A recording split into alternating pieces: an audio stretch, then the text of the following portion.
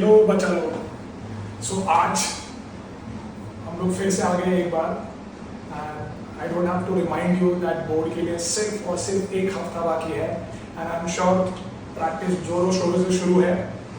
तो आज हम लोग जो डिस्कस करने वाले चैप्टर उसका नाम है हाइट्स एंड डिस्टेंस।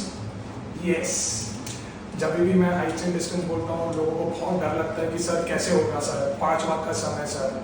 यस, इस चैप्टर में से 5 मार्क का एक सम आता है। प्रोबेबली क्वेश्चन नंबर 6 या क्वेश्चन नंबर 7 में 5 मार्क के लिए सम पूछा जाता है। ये chapter is all about trigonometry. जिसको ट्रिग्नोमेट्री के कंसेप्ट्स क्लियर है वो आराम से कर सकता है। Second, it is all about diagram. So guys, if you are able to draw the diagram well then it becomes very simple to solve the sums. Also another important thing is कि आपको इसमें question read करना बहुत ज़रूरी होता है। तो अगर आप क्वेश्चन रीड कर लोगे then you will be able to answer this question easily. Alright? I know you know the concept, but still as my duty I have to revise a bit. ज़्यादा concepts है नहीं इसमें, मैं trigonometry के detail में जाऊँगा नहीं क्योंकि मुझे पता है आप सबको सब कुछ पता है। सो इस चैप्टर से रिलेटेड जो 2 टॉपिक है, जो 2 टाइप के एंगल्स बनते हैं, हम लोग सिर्फ उसी के बारे में डिस्कस करेंगे। ऑलराइट, तो सबसे पहले इस चैप्टर के अंदर जो इम्पोर्टेंट है, हम gonna talk about Heights and distances. Chapter का नाम है Heights and distances. Alright, now इसके अंदर जो सबसे इम्पोर्टेंट चीज है that is angle of elevation. Angle of elevation, angle of elevation. What is angle of elevation? Before that, you need to understand what is line of vision. Line of vision क्या होता है? For an example, let's say एक ये बंदा है जो ground पे खड़ा है और उसकी एक ये प्यारी सी आँख है।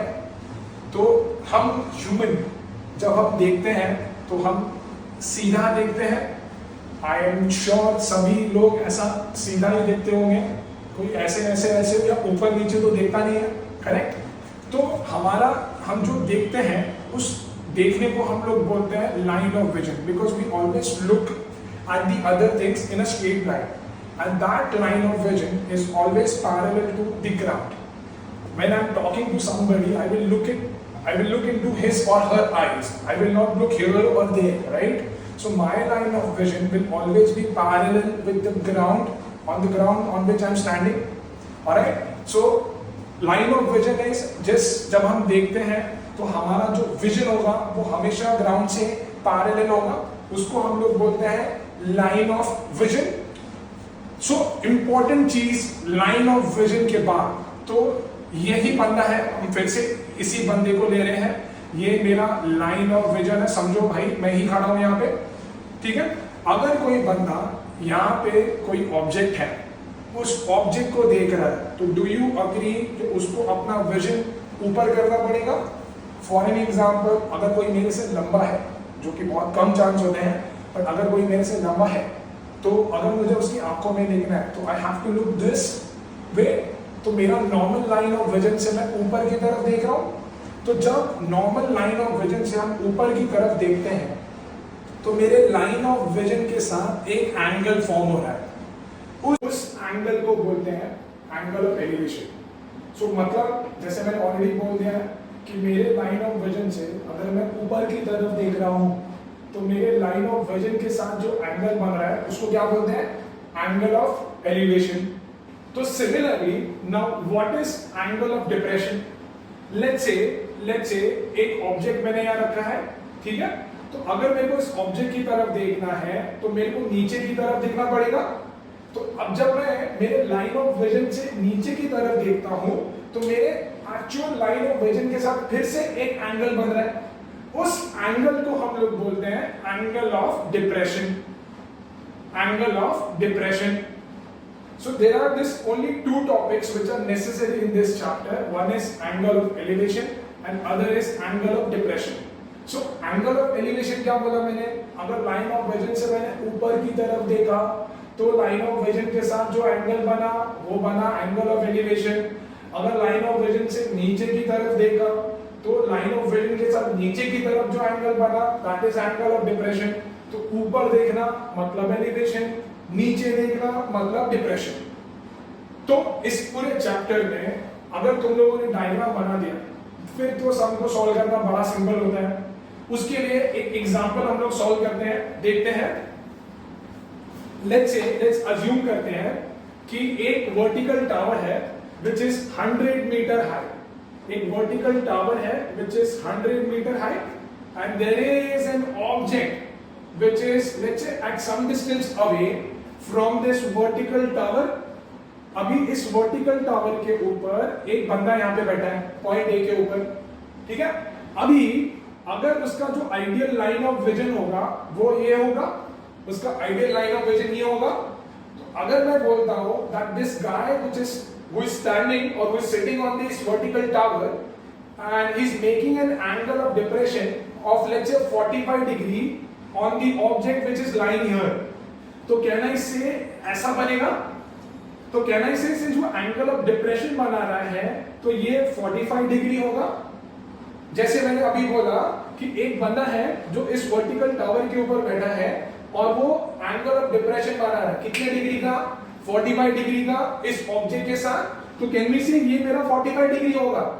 तो अगर ये 45 डिग्री होगा तो ये भी तो 45 डिग्री होगा, क्योंकि थोड़ी देर पहले मैंने बोला था कि ग्राउंड और लाइन ऑफ विजन हमेशा पैरेलल होते हैं।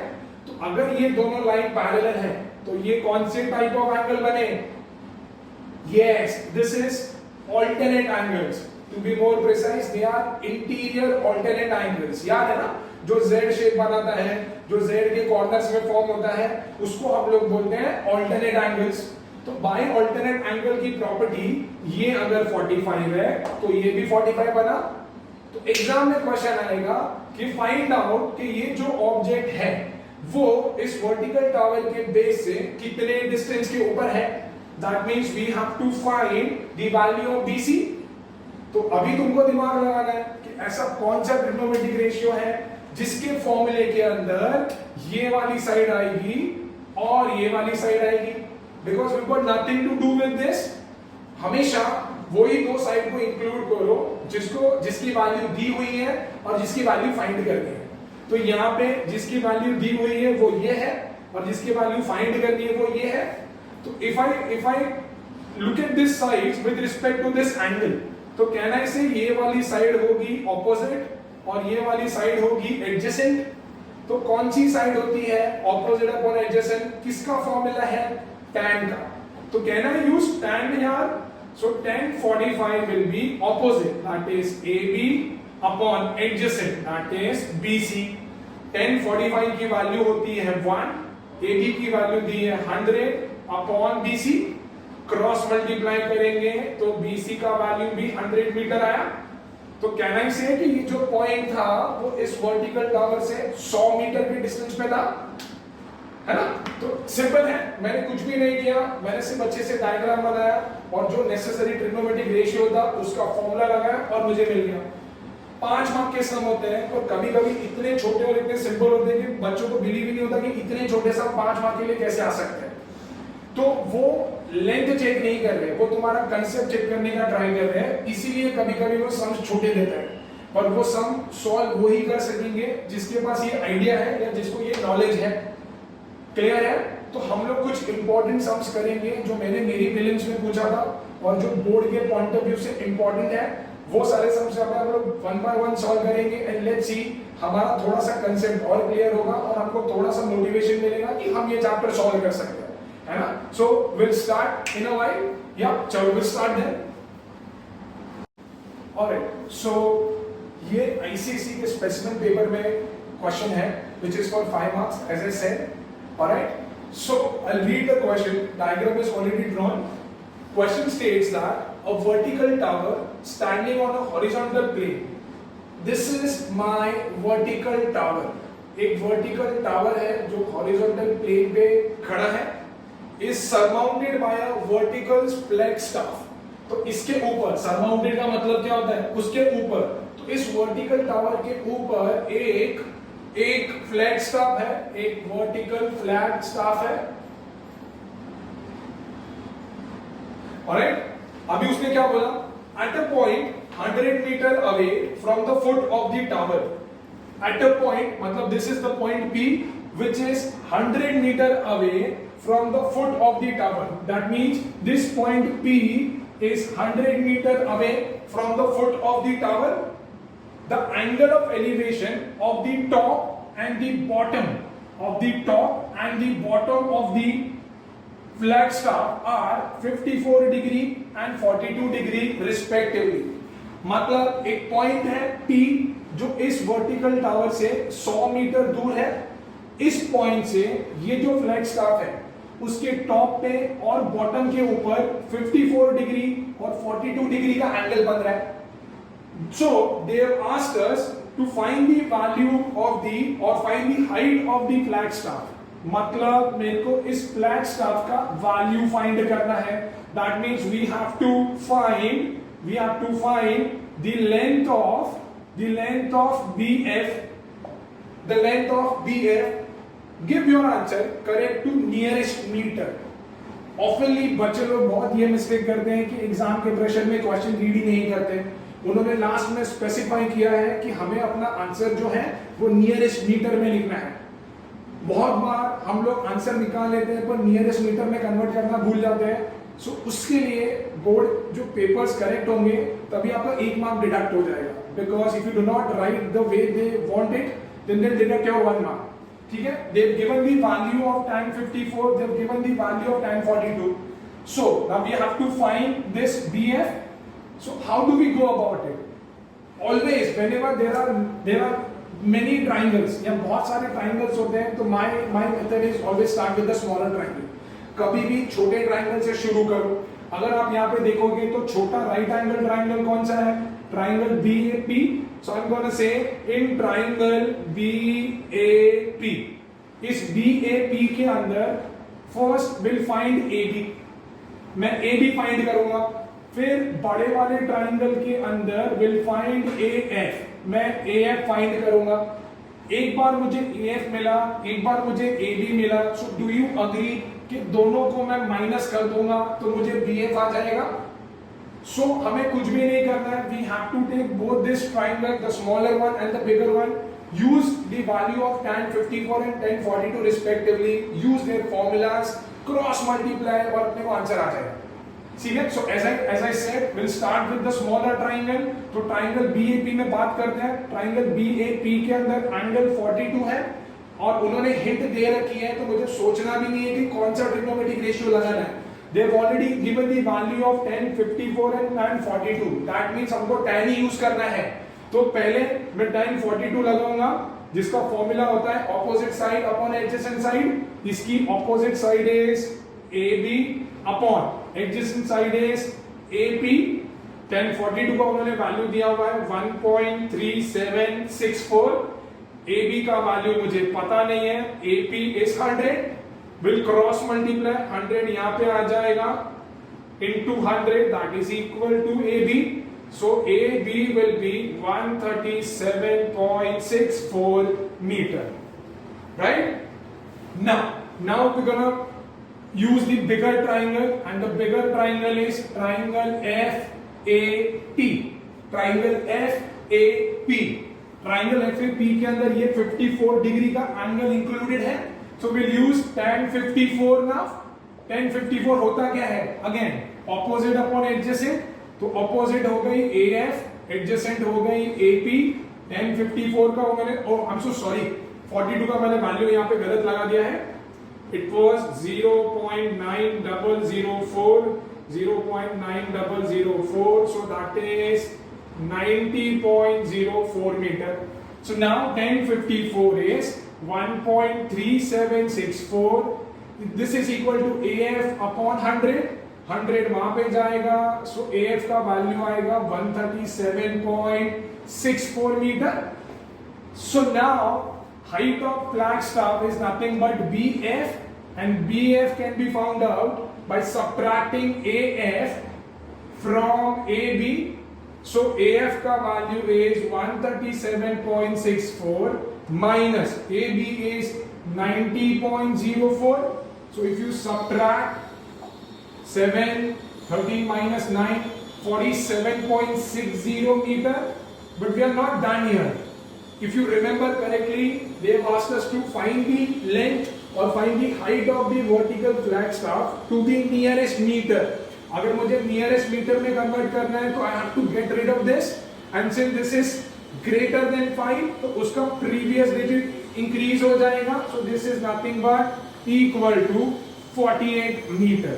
सो height of vertical flag staff is 48 metre. Clear है? सिंपल था, हमने सिर्फ फॉर्मूला यूज किया है।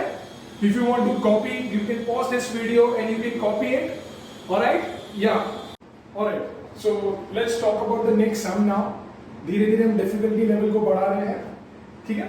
So this sum is, it says that the shadow of a vertical tower on a level ground increases by 10 metre. Let's assume ये मेरा vertical tower है, ये मेरा वर्टिकल टावर है, इसका जो शैडो है वो यहां पे गिरा, तो वो बोल रहा है that it increases by 10 metre. वो 10 मीटर से और बढ़ जाता है, कभी बढ़ता है when the altitude of the sun changes from 45 degree to 30 degree. जब सन का ऑल्टीट्यूड जो है वो 45 डिग्री से 30 डिग्री हो जाता है तो उसका जो शैडो है वो 10 मीटर से इंक्रीज हो जाता है।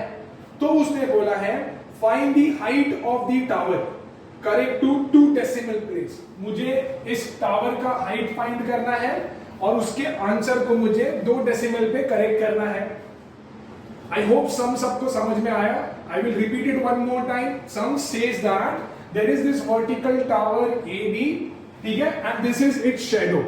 It says that when the sun's altitude increases from 45 to 32 or when it changes from 45 to 30 degree, then the length of its shadow increases by 10 meter. मतलब can I say this is 10 meter? जब 45 degree से 30 degree हुआ तो उसका जो shadow है वो 10 metre से बढ़ गया, वो 10 मीटर से बढ़ गया। तो मेरे को फाइंड करना है height of the vertical tower. भाई पर मेरे को एक बात बताओ कि अपने को पहले पता था क्या कि उस वर्टिकल टावर का शैडो का लेंथ क्या है? नहीं पता था।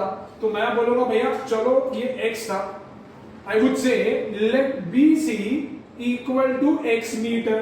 मुझे पता ही नहीं था ना, अगर मेरे को पता ही नहीं है कि लेंथ ऑफ शैडो कितना है तो मैं 10 ऐड किस पे करूंगा? तो सिंस मेरे को शैडो का लेंथ नहीं पता था तो उसको मैंने अज्यूम करा कि चलो भाई वो x है। अब जैसे मैंने बोला लास्ट सम में कि जब ट्राइंगल के अंदर ट्राइंगल होंगे तो always start with what? Always start with the smaller triangle. और इसके अंदर स्मॉलर ट्राइंगल जो है that is triangle ABC। So in triangle ABC कौन सा ऐसा ट्रिग्नोमेट्रिक रेशियो यूज करूं कि उसके अंदर ये साइड और ये साइड है? सोचना ही नहीं है भैया, सोचना ही नहीं है। ये पूरे चैप्टर में 99% ऑफ टाइम्स हम tan ही यूज करते हैं। साइन और कॉस हम सिर्फ तभी यूज करेंगे जब हाइपोटेन्यूज से कुछ लेना देना है। बरोबर है, दिमाग की बात है। कोई भी सम अगर आप देखोगे कभी भी हाइपोटेन्यूज के बारे में बहुत कम पूछा जाता है, और अगर हाइपोटेन्यूज क्वेश्चन में नहीं है या उसके बारे में बात नहीं हो रही है तो हम लोग कभी साइन और कॉस के बारे में सोचेंगे भी नहीं। तो बचता फिर एक ही है, दैट इज tan, राइट? तो मैंने सीधा यहाँ पे 10 लगा देना है, tan 45 which is opposite upon adjacent again. Opposite side is AB, adjacent side is BC. tan 45 की वैल्यू होती है 1, AB का वैल्यू मुझे पता नहीं है, वो तो फाइंड करना है। BC हमने x अज्यूम करा, क्रॉस मल्टीप्लाई करेंगे तो यहां से मुझे AB का वैल्यू आ गया है x मीटर। अभी तक मुझे मिला नहीं है, अभी तक मुझे सिर्फ AB का वैल्यू आया है x मीटर। ना अभी मुझे बड़े वाले ट्राइंगल में ट्रिग्नोमेट्रिक रेशियो लगाना पड़ेगा, that is in triangle ABD। But क्या ये पॉसिबल है? क्या ये पॉसिबल है? जब तक हम BD फाइंड नहीं कर सकते या जब तक हम BD फाइंड नहीं कर लेते तब तक क्या पॉसिबल है कि मैं इस ट्राइंगल के अंदर tan 30 लगाऊं? नहीं पॉसिबल है। तो उसके लिए मुझे फाइंड करना पड़ेगा BD। और BD कैसे निकालेंगे बच्चा लोग? BD निकालेंगे BC और CD को ऐड करके। So that is BC plus CD। BC की वैल्यू हमने अज्यूम करी थी x, CD की वैल्यू है 10, तो BD की वैल्यू बन गई है x plus 10 meter. Now let's use tan 30 again, opposite upon adjacent. Opposite था भैया AB, adjacent था BD. tan 30 की वैल्यू होती है 1/√3. AB की वैल्यू होती है, AB की वैल्यू अपने को आई है x एंड BD की वैल्यू है x प्लस 10. करेक्ट. अब वापस क्रॉस मल्टीप्लाई करेंगे तो ये क्या आएगा, x√3 is equal to x plus 10. Let's write the like terms together. x plus है, इथे आ गया तो माइनस हो जाएगा, that is equal to 10. अभी दोनों के अंदर x कॉमन है, let's take x common. Bracket में क्या आएगा, यहां से आएगा √3 माइनस x बाहर आ गया, यहां पे आ गया 1, that is equal to 10. अब ये पूरा ब्रैकेट यहां पे मल्टीप्लाई हो रहा है, वहां जाएगा तो divide. So x will be equal to 10 upon √3 minus 1. भैया भैया भैया ब्रैकेट के अंदर कभी रूट होना ही नहीं चाहिए. I'm sorry, डिनोमिनेटर के अंदर कभी रूट होना ही नहीं चाहिए. अगर होता है तो हम क्या करते हैं, we rationalize. And how do we rationalize? By its conjugate pair. Conjugate pair का मतलब same term but opposite sign. तो यहाँ पे √3 minus 1 है, so we will rationalize it by √3 plus 1. So this is nothing but 10 into √3 plus 1. Again, this is of the form a minus b into a plus b, which will give us a square minus b square. So that is 10 into √3 plus 1. √3 का square is 3 minus 1. 3 minus 1 मेरे को देगा 2, 2 1 जा 2 5 जा. भैया √3 की value होती है 1.732 प्लस 1. ऐड करा, सो दैट इज 2.732. मल्टीप्लाई करो, 5 2 जा 10, 8 5 3 जा 15 16, 8 5 7 जा 35 और 1 36, 3 5 2. Alright, so we got one more sum related to this. थोड़ा सा और डिफिकल्ट है in terms of diagram. ठीक है. So I'll read the sum. Along with that, we'll keep on drawing the diagram as well. So the sum states that from the top of a cliff, एक cliff है, let's draw a cliff. So भाई ये एक cliff हो गया, I've named it as AB. From the top of a cliff, the angle of depression of the top and bottom of a tower. मतलब इसके सामने एक टावर होगी. जनरली जो एक टावर होती है वो क्लिफ से छोटी होती है, तो ये मैंने एक टावर बना दी. तो उसने बोला है क्लिफ से एंगल ऑफ डिप्रेशन बन रहे. कहां पे बन रहे हैं, टावर के टॉप पे और टावर के बॉटम पे. ऐसा और ऐसा. अब अगर कोई टावर के ऊपर क्लिफ के ऊपर बैठा है तो ये उसका एंगल ऑफ ये उसका लाइन ऑफ विजन होगा. अब from the top of a cliff the angle of depression of the top के साथ जो एंगल ऑफ डिप्रेशन बन रहा है that is observed to be 45 degree. And उसके बॉटम के साथ जो एंगल ऑफ डिप्रेशन बन रहा है that is observed to be 60 degree. Then they have asked us that if the height of the tower is 20 meter, इसका जो height दिया हुआ है that is given as 20 meter. So we have to find the height of the cliff. मतलब मुझे इसकी value find करनी है क्लिफ की. and the distance between the cliff and the tower. ये मेरा क्लिफ और टावर के बीच का डिस्टेंस है. ये मेरे को दोनों चीजें फाइंड करनी है. Clear है? Now, I'll read it one more time. From the top of a cliff, the angle of depression of the top and bottom of a tower are observed to be the angle of depression from the top of a cliff to the vertical tower are observed to be 45 degree or 60 degree. So we have to find the height of the cliff and the distance between the cliff and the tower. मेरे को tower और Cliff के बीच का distance find करना है.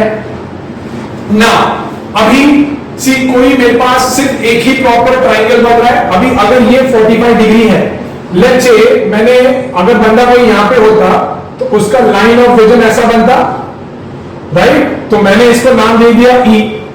अभी अगर ये 45 है अगेन, तो हमारे इंटीरियर ऑल्टरनेट एंगल के कंसेप्ट से ये भी 45 होगा। सिमिलरली अगर ये पूरा एंगल 60 डिग्री है, सो कैन वी से ये भी एंगल 60 डिग्री होगा from the same concept, interior alternate angles. So now again we got two triangles. We've got triangle ABD, we've also got triangle AEC. ये दोनों ट्राइंगल के अंदर मुझे tan लगाना है। अगर मैं ट्राइंगल AEC के अंदर मैं tan 45 लगाता हूं तो मेरे को आएगा AE। और अगर मैं ट्राइंगल ABD के अंदर मैं 60 लगाता हूं tan 60, तो मुझे कुछ भी नहीं आएगा। क्यों नहीं आएगा कुछ भी? क्योंकि भैया कुछ दिया ही नहीं है, सिर्फ CD का वैल्यू दिया है। तो सर आप कैसे बोल रहे हो कि कैसे होगा? सोचना पड़ेगा भाई, दिमाग लगाना पड़ेगा। Can you see this quadrilateral BDCE? इस BDCE के अंदर 1 2 3 एंगल 90 डिग्री है, तो कहने से भैया ये भी एंगल 90 डिग्री होगा। सिंस किसी क्वाड्रिलैटरल के अगर सारे एंगल 90 डिग्री है तो वो बन जाता है रेक्टेंगल, और अगर वो रेक्टेंगल है तो उसकी ऑपोजिट साइड होती है इक्वल। तो अगर ये 20 है तो कहना से ये भी 20 होगा, है ना? अभी if you notice this triangle AEC, इसमें ना मुझे AE पता है ना मुझे CE पता है, तो मैं करूंगा क्या? हाँ सर, आपने बोला था कि जब ट्राइंगल के अंदर ट्राइंगल होगा तो always start with the smaller triangle. और आपके कंसेप्ट के हिसाब से ना मुझे AE पता है ना मुझे EC पता है, तो इस ट्राइंगल के अंदर मैं 45 डिग्री कैसे लगाऊं?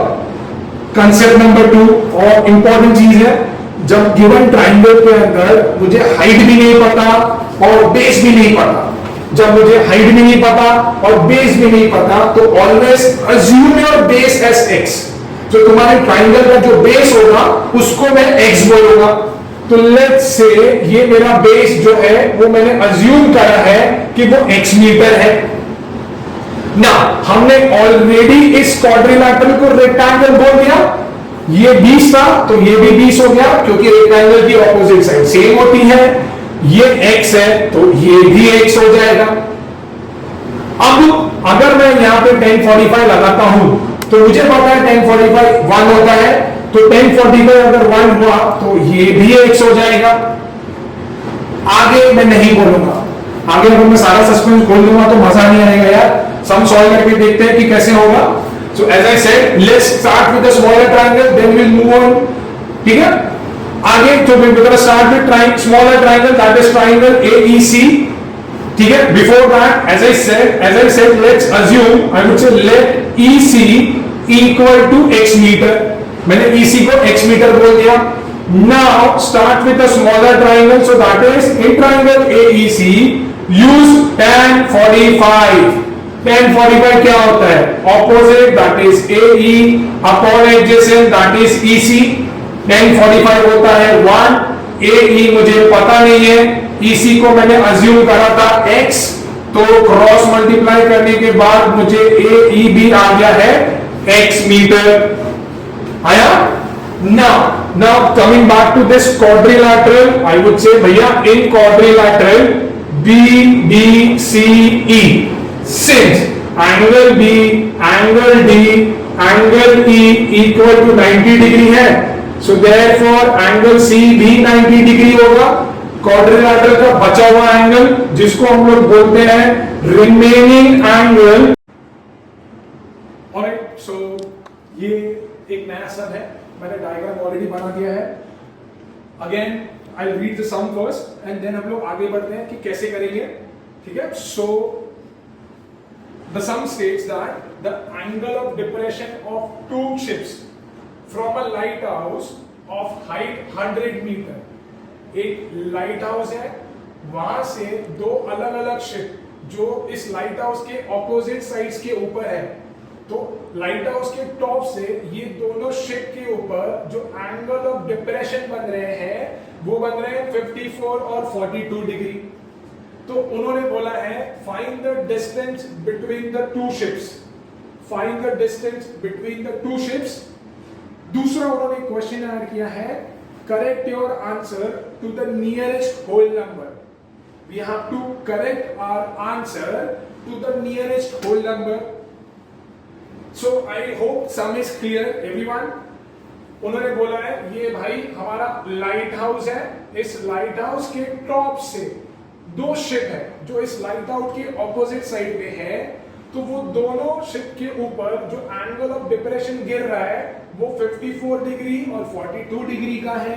हमें ये दोनों शिप के बीच का डिस्टेंस निकालना है एंड जो हमारा आंसर है it has to be to the nearest whole number. तो देख के बड़ा क्लियर है, हम ओरली सम को सॉल्व कर सकते हैं कि इस डायग्राम के इस ट्राइंगल के अंदर मैं tan 54 लगाऊंगा तो मुझे AD का वैल्यू आ जाएगा, यहाँ पे मैं tan 42 लगाऊंगा तो मुझे BD का वैल्यू आ जाएगा, और दोनों को अगर मैं ऐड कर दूंगा तो मेरे को distance between the two ships that is मुझे AB का वैल्यू आ जाएगा। सिंपल है, यहाँ तक तो बहुत सिंपल है। तो देख लेते हैं ना भाई कितना सिंपल है। चलो हम लोग शुरू करेंगे in triangle ADC। Triangle ADC के अंदर शुरू करते हैं। मैं लगा रहा हूं 1054 मतलब opposite upon adjacent, so that is CD upon AD। 1054 भैया ये तो स्टैंडर्ड एंगल है नहीं, स्टैंडर्ड एंगल मतलब 0, 30, 45, 60, 90 ये सबको छोड़ के अगर कोई अलग एंगल होता है तो वो वियर्ड एंगल होता है, एज इन वो स्टैंडर्ड एंगल नहीं होता। तो इसकी वैल्यू हमें हमारे मैथ्स के टेक्स्ट बुक के टेबल से देखनी पड़ेगी। तो 1054 का जो वैल्यू है दैट इज 1.3764, ठीक है। तो CD का वैल्यू उन्होंने 100 दिया है अपॉन AD। AD डिवाइड हो रहा है, यहाँ पे आ गया multiply and this is 100 upon 1.3764। तुम कर लो भैया, हमसे ना होगा ये। मैं डिवाइड नहीं कर रहा 100 को 1.3764 से। पता चला मेरे पेपर का 3 घंटा खत्म हो गया, मुझे आंसर ही नहीं आ रहा। मैं नहीं कर रहा, मेरे पास इससे ज्यादा एक शॉर्टकट है, बोलो तो बताता हूं, बता दूं, ठीक है। कभी भी in this type of sums when you feel कि समथिंग 100 डिवाइडेड बाय कुछ डेसिमल नंबर आ रहा है, तो it takes lot of time to get the answer, plus it will consume lot of time. Rather than that will change the angle in such a way कि मेरे को यहाँ पे डिवाइड करने की जरूरत ना पड़े, मुझे यहाँ पे सिर्फ मल्टीप्लाई करने की जरूरत पड़े। सबसे बेस्ट तरीका है कि मैं ट्राइंगल के अंदर एंगल सम प्रॉपर्टी लगा के will find the third angle. Once we get the third angle, then it will be very simple. कैसे देखो मैं बताता हूं। ये 90 है, ये 54 है, 90 प्लस 54 होता है 144। अब मुझे पता है कि ट्राइंगल की एंगल सम प्रॉपर्टी होती है 180 डिग्री, तो 180 में से मैंने 144 को सब्ट्रैक्ट किया तो मुझे आएगा 36 आएगा। तो अभी इंस्टेड ऑफ यूजिंग tan 54 हम लोग क्या करेंगे, हम लोग tan 36 को यूज करेंगे। क्यों? सो दैट उस 100 को मुझे किसी डेसिमल नंबर से डिवाइड करने की जरूरत नहीं पड़े। कैसे देखो भाई दिखाता हूं। अभी मैं क्या करूंगा, अभी मैं यहाँ पे tan 36 लगाऊंगा। तो tan का फॉर्मूला क्या होता है, opposite upon adjacent, opposite is AD upon adjacent is CD। tan 36 का जो वैल्यू होता है दैट इज 0.7265। AD मुझे पता नहीं है, CD का वैल्यू 100 है, 100 वहां पे चला जाएगा, इससे मल्टीप्लाई होगा। After multiplication your answer is 72.65 metre. See कितना सिंपल हो गया है ना। सो हमारी कितनी एनर्जी बच गई। हम ऑलरेडी इतने प्रेशर में होंगे एग्जाम में, और अगर कोई मुझे बोले कि 100 को भैया डेसिमल नंबर से डिवाइड करो, मैं तो गिव अप कर दूं। So rather than that this is the best method. Clear है। सिमिलरली इस ट्राइंगल भी मैं वही करूंगा, क्योंकि मैं नहीं करूंगा तो मुझे वही मिलेगा जो मुझे पहले मिला था। अब इस वही में कंफ्यूज नहीं होते हैं, और हम लोग यहाँ पे भी तीसरा एंगल निकालते हैं। ये 90 है, ये 42 है, हो गया 132 हो गया, उसको 180 से सब्ट्रैक्ट सो आया 48 डिग्री, है ना। तो अभी मैं ये वाले ट्राइंगल में सेम चीज करूंगा जो मैंने यहां पे करा है। सो now we gonna say in triangle ABD let's use tan 48 होता है opposite, that is BD upon adjacent that is CD। tan 48 का जो वैल्यू होता है दैट इज 1.1106। BD तो मुझे फाइंड करना है upon CD is 100, cross multiply किया, BD is 111.06 meter. Now, as I said, if I have to find the distance between the two ships, that is AB, तो मुझे AD और BD को add करना पड़ेगा. So therefore, I would say AB is equal to AD plus BD. AD की value हमको आई है 72.65, BD की वैल्यू आई है 111.06, so that is 183.71 meter. Now, if you remember, उन्होंने बोला था converted to the nearest whole number. तो जो nearest whole number होगा, since this is greater than 5, so this will increase by 1. So to the nearest whole number, my answer is 184 meter. So therefore, distance between the two ships is 184 meter. So I think ये वाला सम सबसे ज्यादा simple था। Only एक नया concept हमको समझा, तो याद कैसे रखेंगे कि अगर मुझे 100 डिवाइडेड बाय कोई डेसिमल नंबर आ रहा है, तो I have to stop right and right there and you have to change the angle. Change the angle मतलब अगर यहाँ पे 54 है, यहाँ पे 90 है, तो फाइंड दिस एंगल। या तो अगर यहां दिया हुआ है, यहां दिया हुआ है और सेम सिचुएशन अराइज हो रही है, तो find this angle. So you have to keep this in mind because ये सब बहुत ही इंपॉर्टेंट है। एज एन ऐसे टाइप ऑफ सम बोर्ड में काफी पूछे जाते हैं, तो हमारे 5 मार्क्स स्टेक पे हैं, तो अपने को ये करना पड़ेगा। क्लियर है? प्लीज छाप लीजिए। ऑलराइट बच्चा लोग, सो ये हमारा एक लास्ट सम है।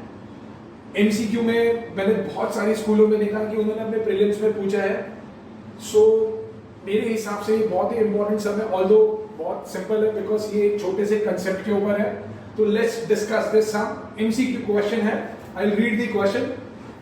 The question says that an observer at point E which is at a certain distance from the lamp post AB। ये हमारा ऑब्जर्वर है, ठीक है, और ये मेरा एक लैंप पोस्ट है। तो ये जो ऑब्जर्वर है वो कुछ तो डिस्टेंस पे यहां पे खड़ा है। वो बोल रहा है finds the angle of elevation of the top of lamp post from points C, D and E as alpha, beta and gamma respectively. It is given that B, C, D, E are along a straight line. So which of the following condition is satisfied? मतलब इसमें से चारों option में से कौन सी condition true होगी? Question is A B भाई मेरा एक लैंप पोस्ट है, E जो है वो ऑब्जर्वर वहां पे खड़ा है जो एट सम डिस्टेंस है। जब वो C, D और E अलग अलग जगह पे जाके खड़ा होता है तो एंगल ऑफ एलिवेशन बना है अल्फा, बीटा और गामा।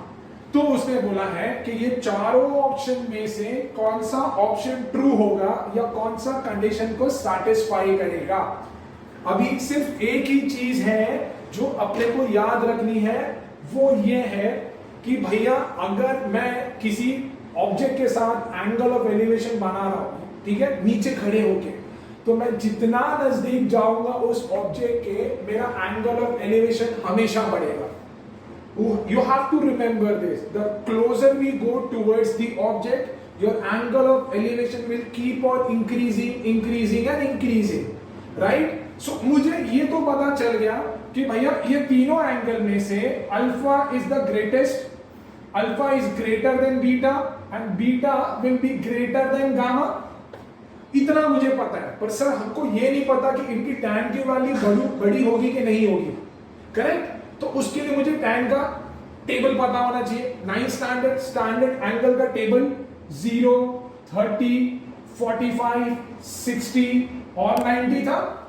तो तो अगर मेरे को यहाँ पे tan का वैल्यू फाइंड करना है तो भैया tan 0 तो 0 होता है, राइट ना, tan 30 होता है 1/√3, tan 45 होता है 1, tan 60 होता है √3 एंड tan 90 होता है नॉट डिफाइंड, tan 90 होता है नॉट डिफाइंड। तो if you can see tan 45 का वैल्यू इज 1, 60 का value that is √3 which is equal to 1.732 and 90 means infinity which is far greater than 1.732. So do you agree कि as and when angles keeps on increasing तो मेरे tan का value भी increase होता है, so tan theta also increases, that means as theta increases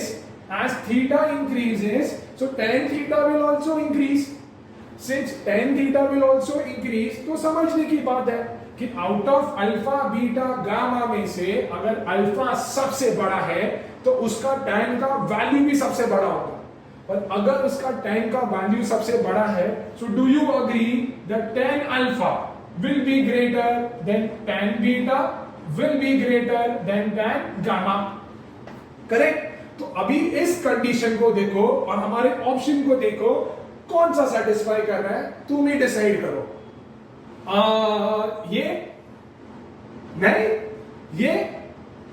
नहीं, फिर तो ये, अच्छा ये भी नहीं, तो फिर तो सर बचा एक ही, चारों में से डी सी बी नहीं है तो बचा ये ही, तो मतलब option A is your right answer because that this is satisfying our condition, because यहां पे भी मैंने लिखा है tan alpha is greater than tan beta और यहां पे भी है tan alpha is greater than tan beta, so your right answer is option A. Clear है? So I suppose this ends our chapter today, since I am not in a condition to finish the entire chapter or cover all the sums, तो मैंने जो important sums थे वो सारे करा लिए हैं, and still if you have any doubts you can write it in the comment so that next time I would try to solve your doubt if you have any. Till then अगर आपको video अच्छा लगा तो option तो है ही नहीं, अच्छा लगा है तो अच्छा तो लगना ही है, तो आपको इसको शेयर करना है, आपको इसको सब्सक्राइब करना है, अपने फ्रेंड्स के ग्रुप में भेजो और आग के जैसा फैला दो, ठीक है। And please do subscribe me, thank you so much, या थैंक